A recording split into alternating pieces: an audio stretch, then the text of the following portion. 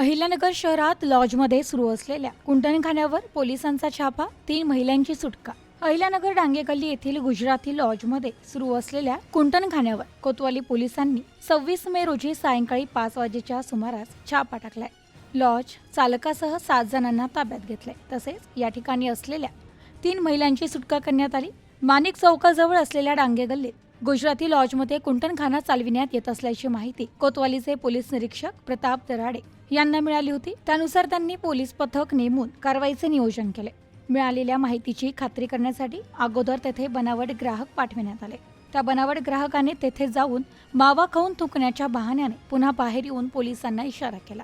त्याच्याकडून त्या ठिकाणी वैश्य व्यवसाय सुरू असल्याची खात्री होता पोलिसांनी अचानक छापा टाकून अकाउंटरवर बसलेला इसम राजेंद्र प्रमोद अल्हाट यास ताब्यात घेतलं। या प्रकरणी कोतवाली पोलीस ठाण्यात गुन्हा दाखल केलाय, तर पुढील तपास पोलीस निरीक्षक प्रताप दराडे हे करत आहेत।